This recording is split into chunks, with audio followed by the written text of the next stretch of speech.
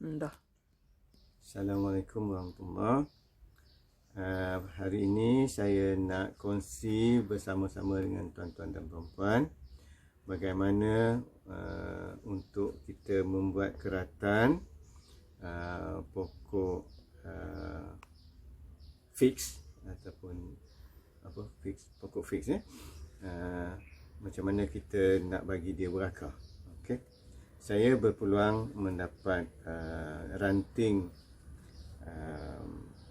pokok fix setelah isteri saya membeli 2 pokok fix,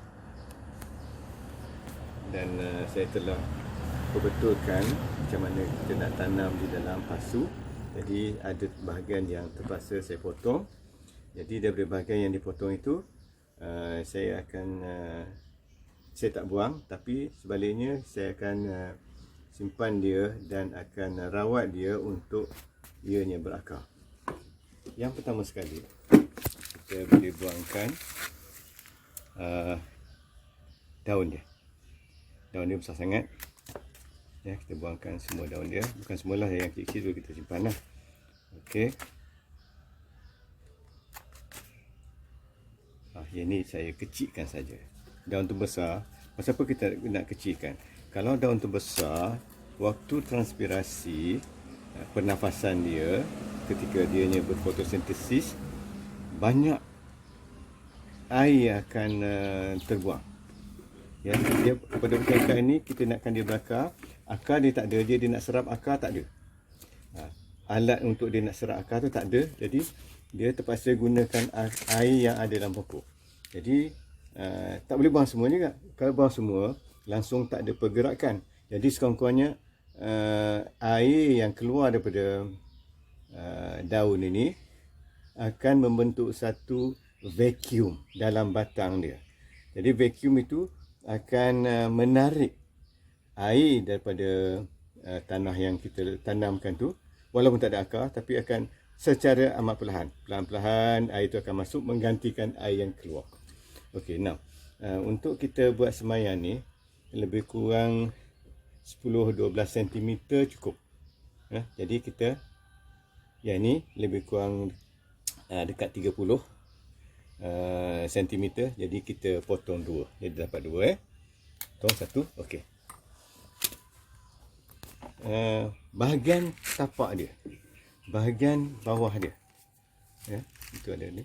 Jadi kita kena lukakan dia supaya kita dedahkan cambium dia. Cambium adalah bahagian sel yang membahagi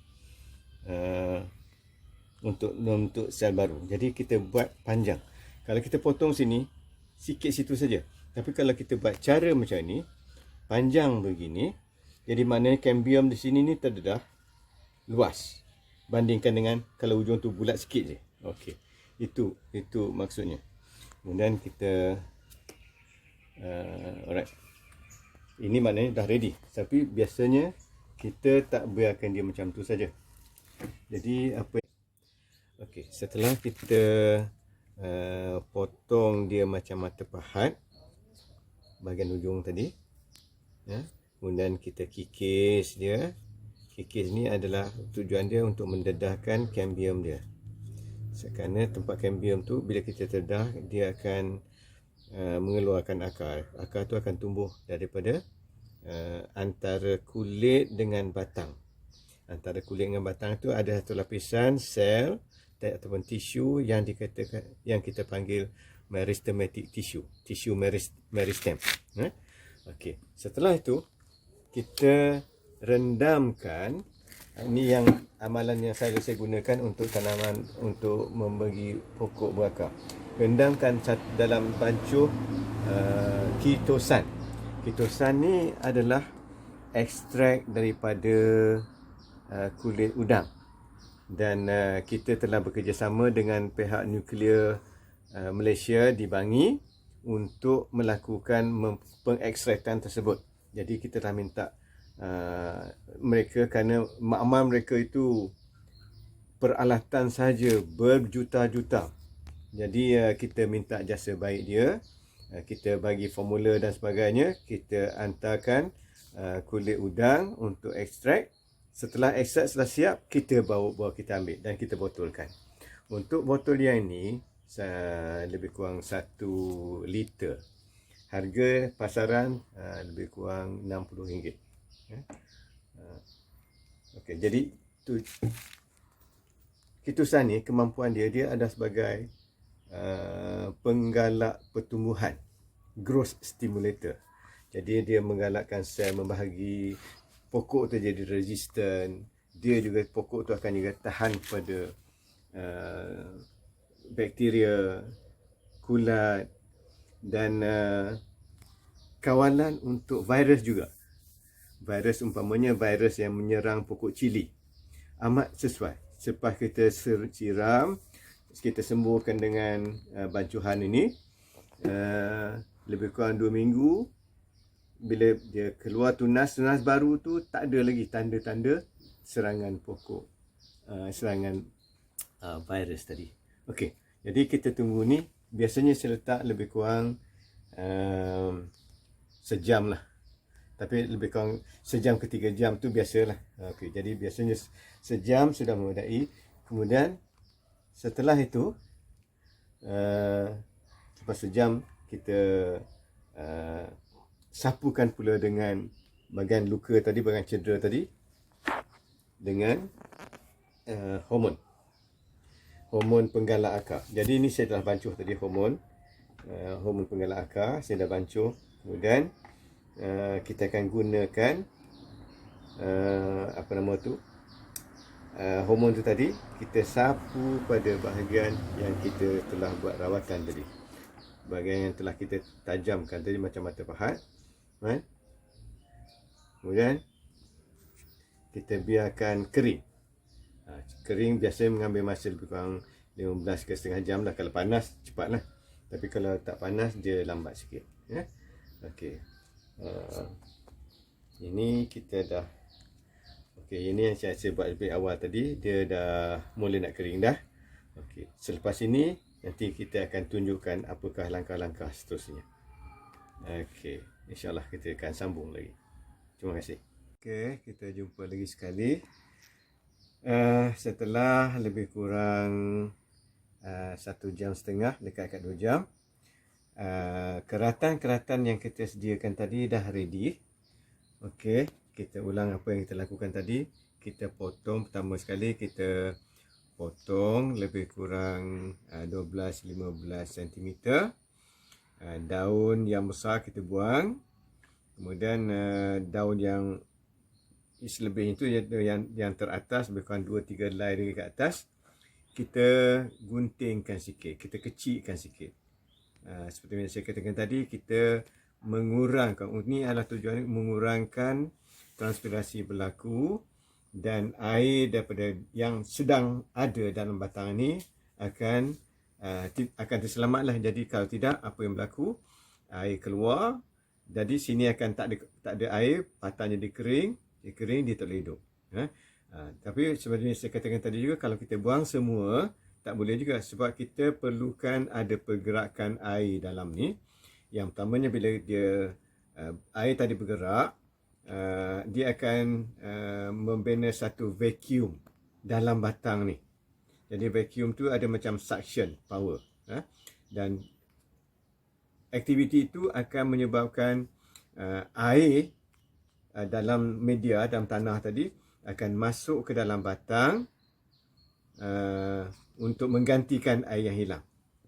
Jadi bila air itu dah berganti, jadi maknanya dia akan kurang lah. Jadi kalau tidak, dia akan kering, mengecut dan biasanya matilah. Tapi ini insyaAllah dia tak matilah. Okey, apa yang kita, okey, itu yang pertama, kita buangkan daun. Kemudian kita runcingkan pangkal dia macam mata pahat. Ingat macam mata pahat.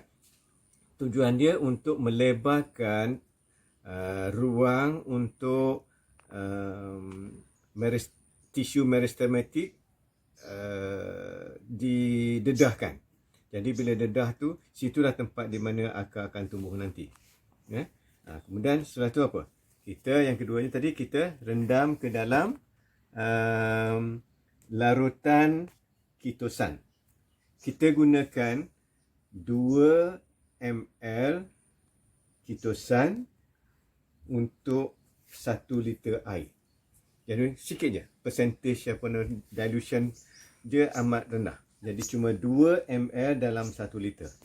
Kita rendamkan lebih kurang sekurang-kurangnya 1 jam lah. Ini tadi kita dah rendam lebih kurang 1,5 jam lebih kurang. Kemudian setelah itu, tujuan kita rendamkan dalam titusan tempat luka tadi, tujuannya adalah supaya air dapat masuk ke dalam tisu, terutamanya bahagian-bahagian air ini akan masuk di dalam vascular bundle dia ataupun pembuluh dia. Pembuluh dia xylem dengan phloem lah. Satu ni atas, satu ni bawah. Okey, dia akan serap masuk ke dalam tisu. Kemudian kita bukan tujuannya untuk rendamkan selama-lamanya. Cukup untuk bahan kitosan tadi di dalam tisu. Kemudian dia akan mengaktifkan meristematik tadi, tisu meristematik tadi untuk mengeluarkan akar. Itu tujuan dia. Kemudian setelah itu, setelah lebih kurang rendaman 1,5 jam tadi, apa kita lakukan? Kita sapukan pula dengan hormon, rooting hormone, ataupun penggalak akar. Jadi kita dah sapukan dah tadi, kita sapu, kemudian kita biarkan dia kering. Okey, what is next? Apa yang seterusnya? Apa yang kita lakukan, dan ini jarang dilakukan. Jadi kita tepikan ni dulu. Apa yang kita nak lakukan? Kita gunakan aloe vera. Ini apa nama tu dalam kajian orang yang buat, bukan saya yang buat, tapi dia rekomenkan gunakan aloe vera. Apa yang kita lakukan? Kita potong. Jadi maknanya aloe vera ni ada kesan mempercepatkan akar ataupun root stimulating agent. Okey, kita potongkan. Dan apa yang kita lakukan? Kita tebuk sikit daun aloe vera tadi, kita tebuk sikit dan kita ambil, jatuh balik tapi dia. Okey, kita ambil ini, kita ambil bahagian yang telah kita rawat tadi, kita masukkan dalam rongga yang kita buat. Dia akan macam tu, ya. Satu, kemudian kita ambil lagi satu, sama. Okay. Kita ambil besar sikit. Okay. Kita masukkan sama. Lubang kita buat tadi, kita tolakkan. Okey, sudah. 2, kita buat 3 dulu. Kemudian yang ketiga, kita ambil yang besar.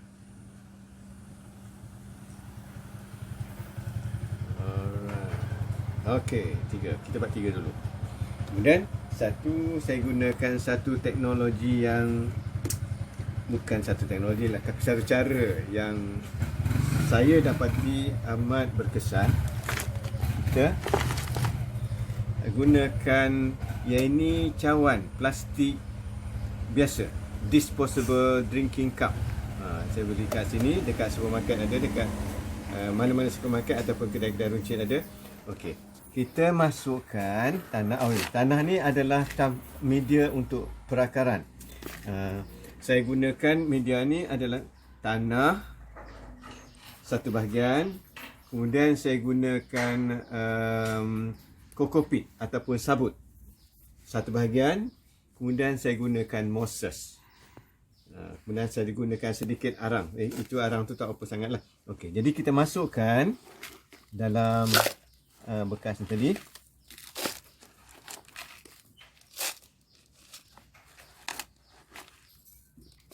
Okey, kemudian kita tanam.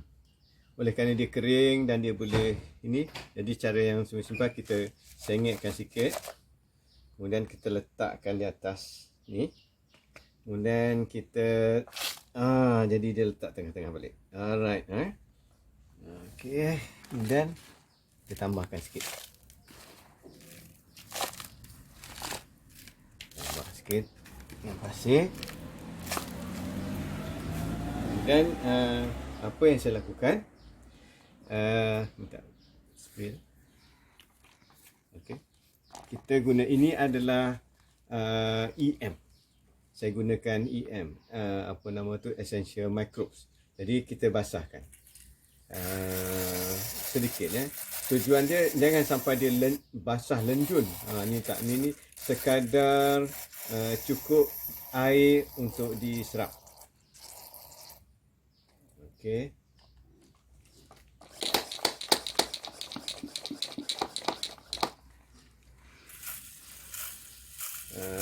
Saya rasa tak sampai bila kita dah nampak air tu basah sikit, air tu akan turun. Okey, cukup. Apa yang kita lakukan seterusnya? Kita ambil cawan yang sama, cawan plastik yang sama, kita tutupkan. Kita tutupkan. Kemudian kita gunakan cellophane yang biasa, yang tebal sebelumnya, untuk kita tutupkan. Kita gabungkan dua tu tadi, jadi satu. Alright. Kemudian kita potong dan kita gabungkan antara, kita letakkan tip tu tadi antara dua bekas minum tadi. Okey, letak rapatkan elok. Kemudian kita sealkan. Okay. Ini kena tutup semua sekali. Kalau tidak, di mana tempat renggang tu, keluapan akan berlaku, kemudian air tu akan keluar kat situ. Jadi dia tak apa jadi. Okay, kita bagi satu.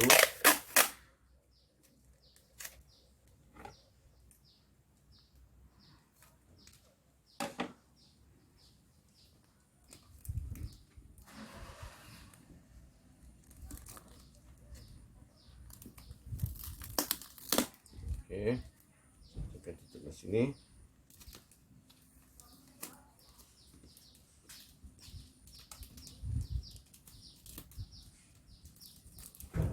Okay, it's done.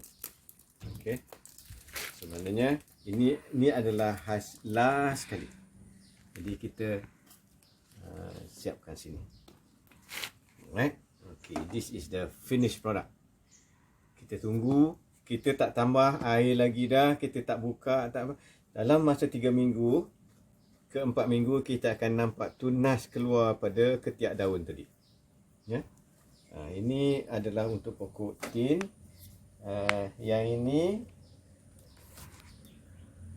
saya buat kemarin 2 hari yang sudah. Ini adalah pokok jambu batu. Ya, air. Jadi kita nampak daun dia masih belum gugur lagi, ada kat situ lagi. Jadi ini masih belum berakar. Dan saya akan tunjukkan lagi satu.